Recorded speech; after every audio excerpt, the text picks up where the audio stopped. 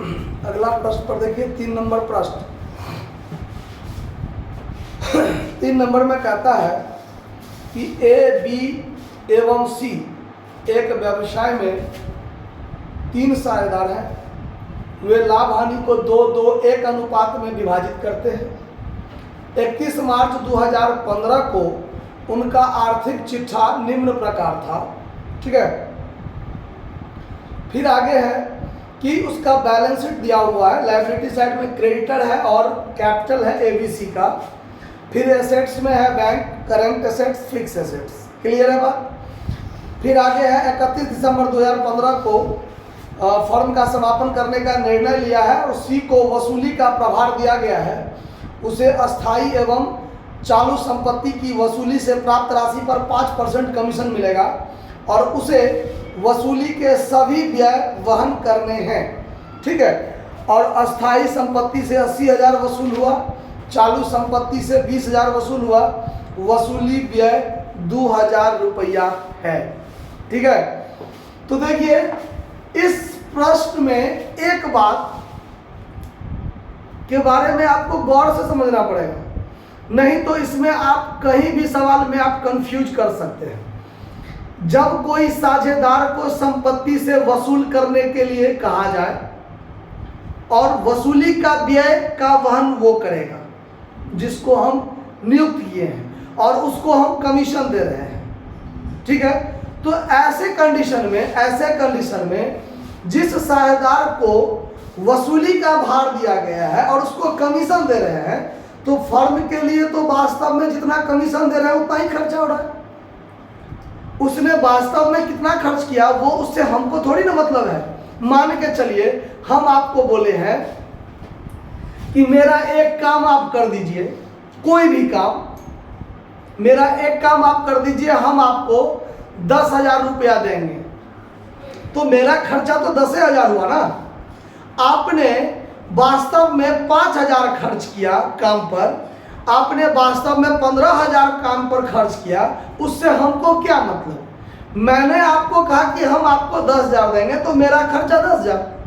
अब आप ज़्यादा बुधियारी कीजिएगा, 15,000 खर्च कर दीजिएगा, तो इसमें आपकी गलती है, मेरी गलती थोड़ी ना है। या आप 5,000 में खर्च कर लिए, 5,000 में काम कर लिया, आपने 5,000 बचा लिया, इसमें आपकी बहादुरी है। मैंने आपको 10,000 दिया तो मेरा तो खर्चा 10,000 हुआ। आया बात समझ में। तो ये बात को इसमें ध्यान रखना है कि जब साझेदार को वसूली के लिए भार दिया जाए और उसको हम कमीशन दे रहे हैं, तो जितना हम उसको कमीशन दे रहे हैं उतना ही मेरा खर्चा। उसने वास्तव में कितना खर्च किया उस पर हमको ध्यान नहीं देना है। ठीक है, तो इस सवाल में आपको दिया हुआ है कि वसूली का व्यय 2,000, वसूली का व्यय, तो इस 2,000 पर हमको कोई ध्यान नहीं देना है, नहीं देना है। ठीक, तो यहां पर 2 तरह की बातें हो जाती है, ध्यान से सुनिए।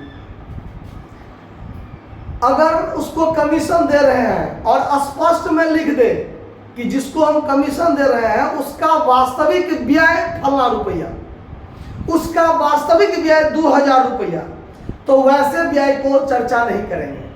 लेकिन यहां पर दिया है वसूली व्यय 2,000 हुआ, तो अब ये 2,000 किसका, मेरा भी हो सकता है, चूंकि व्यवसाय में हम हैं तो हमारे तरफ से, पूरा फर्म के तरफ से खर्च भी हुआ हो सकता है, या सी को हम दे रहे हैं तो सी भी किया हुआ रह सकता है। तो जब तक स्पष्ट क्लियर नहीं कर देगा कि वसूली व्यय सी के द्वारा दिया गया है, तब तक हम ये नहीं मानेंगे कि वो वसूली व्यय सी के द्वारा ही किया गया होगा। आया बात समझ में। तो जैसे अभी हम सवाल बना रहे हैं, उस पर एक नोट हम आगे आपको लिख दे रहे हैं। पहले सवाल देखिए, यहां पर रियलाइजेशन अकाउंट, रियलाइजेशन अकाउंट,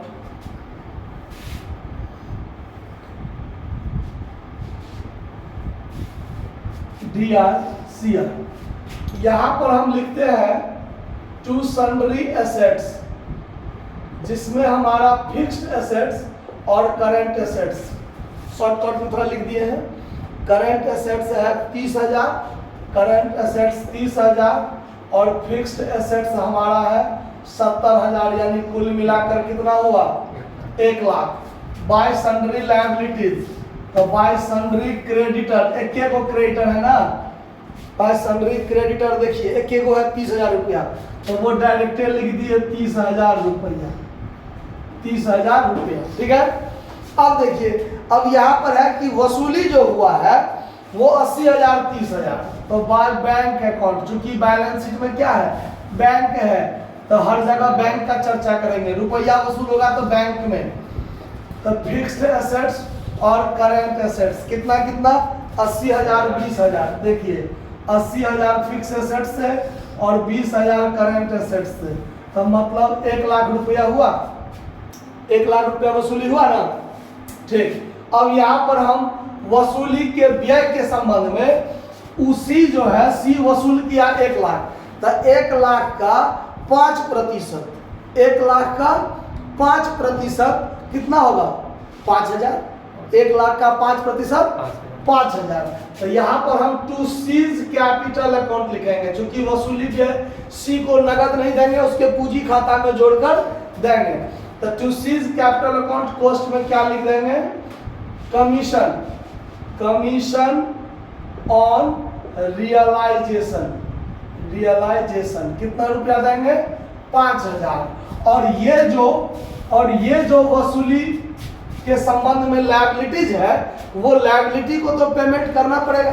सवाल में कहीं दिया हुआ है कि उसको कितना पेमेंट किया जाएगा, नहीं दिया हुआ है, तब पूरा का पूरा उसको पेमेंट किया जाएगा। तो यहाँ पर लिखेंगे टू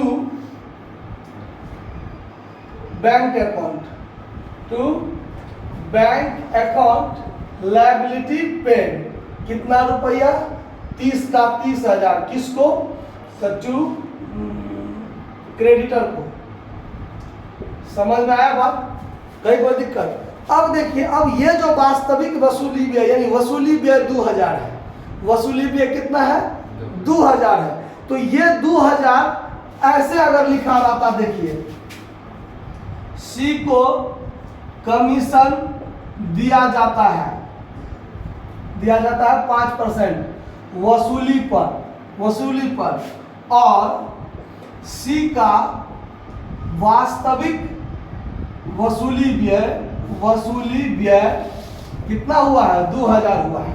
अगर ऐसा लिखा रहता तो हम वसूली व्यय का चर्चा 2,000 का नहीं करते।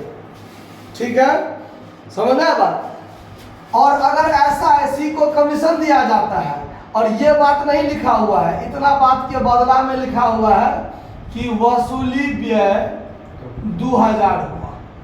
आया बात समझ में, वसूली व्यय।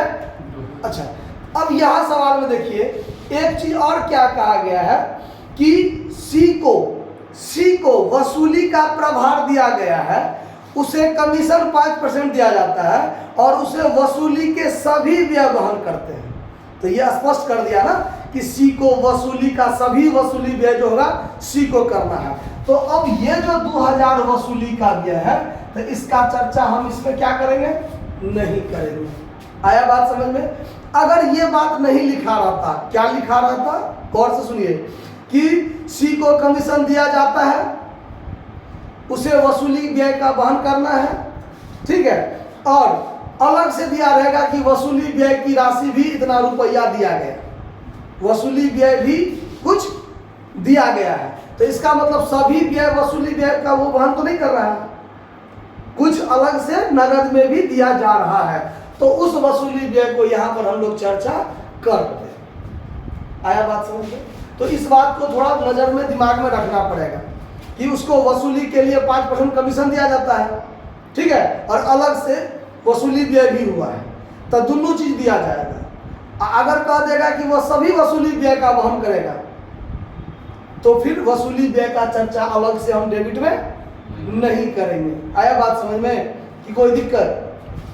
या ऐसा कह देगा कि सी को कमीशन दिया जा रहा है और उसे वसूली व्यय करना है और सी का वास्तविक वसूली व्यय इतना रुपया हुआ, तो भी वसूली व्यय का चर्चा इसमें हम लोग नहीं करेंगे। समझ में आया? तो इस बात को ध्यान रखना है, नहीं ध्यान रखिएगा तो कभी कभी रेयर केस में आप फंस सकते हैं, सवाल में आप गलती कर सकते हैं। तो अब देखिए ये 1,30,000 5 35,000, 1,35,000 यहाँ भी 1,35,000 और ये 1,30,000 हट गया तो 5,000 आपको लॉस हो गया। तो by all partners capital account, all partners capital account loss, और इस लॉस को ए बी सी आपस में क्या करेगा, बांट लेगा। लाभ बांटने का अनुपात 2-2-1 है, मतलब 2,000 ये लेगा, 2,000 बी लेगा और 1,000 सी लेगा। बात खत्म। अब हम लोग बनाएंगे partners capital account. Partners capital account,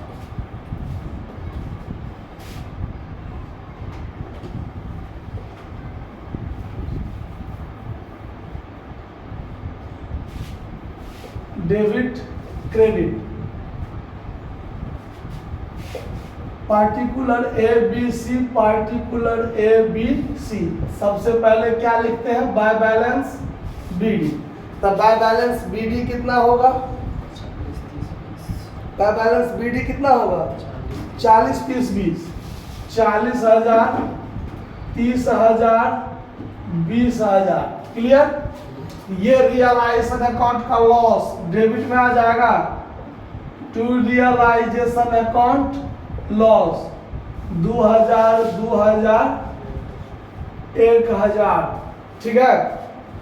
उसके बाद यहां देखिए टू सी कैपिटल अकाउंट 5,000 है। तो सी का रियलाइजेशन के डेबिट में सी कैपिटल, तो सी के क्रेडिट साइड में क्या होगा, by realisation account. By realisation account expense या कमीशन दे दीजिए। यहाँ पर कमीशन कितना रुपया, 5,000 रुपया। बात खत्म। अब देखिए इसका जोड़कर हुआ 25,000, इसका 30,000 और इसका 40,000। तो यहाँ भी 25,000, 30,000 और 40,000। अब यहाँ पर जो घटेगा वो to bank account final payment होगा कि नहीं होगा, to bank account final payment. अब देखिए अब यहाँ पर 25,000 में से 1,000 घटेगा तो सी को पेमेंट होगा 24,000। 30,000 में से 2,000 घटेगा तो बी को पेमेंट होगा 28,000 और 40,000 में से 2,000 घटेगा तो 38,000 पेमेंट होगा एक को। ठीक है। लेकिन आप आंसर जब देखिएगा तो सी को पेमेंट है 22,000, वो देख लीजिए सी को पेमेंट कितना है 22,000, यानी इस 2,000 जो वसूली भी उसने किया है उसको इसमें काट दिया है, जो कि नहीं काटना है, जो कि नहीं काटना है। वो आंसर क्या है, गलत है। आंसर क्या है, गलत है, क्योंकि हम जो ये बना रहे हैं हम फर्म के पुस्तकों में। अब सी व्यक्तिगत रूप से 2,000 खर्च किया तो वो सी का पर्सनल रुपया में से हुआ ना, व्यवसाय के रुपया से तो नहीं गया है, इसीलिए हम इसका चर्चा इसमें नहीं करेंगे। आया बात समझ में। अब देखिए अब हम यहाँ पर इसके आगे हम और क्लियर कर रहे हैं, बैंक अकाउंट जब बनाएंगे तब देखिए। अब यहाँ पर हम मतलब बैंक अकाउंट जब बनाएंगे तो क्या होगा देखिए, अगर हमको बैंक अकाउंट मिल गया तो हम सही हो जाएंगे। ये डेबिट क्रेडिट, सबसे पहले टू बैलेंस बीडी। हमारा टू बैलेंस बीडी कितना होगा देखिए 20,000। जो हमारा टू बैलेंस बीडी पहले से कितना था 20,000 है। यहाँ देखिए हम यहाँ वसूली कितना किए हैं 1,00,000। तो डेबिट में to realisation account assets realised 1,00,000। ठीक है। यहाँ पर देखिए टू बैंक अकाउंट हम कितना पेमेंट किए हैं 30,000। तो by realisation account liability paid 30,000। और फिर यहाँ पर है to bank account partners capital में, तो by partners capital account final payment जब हम उसको करेंगे तो ए को, बी को और सी को हम यहाँ 38,000 करेंगे, यहाँ 28,000 करेंगे और यहाँ 24,000 करेंगे।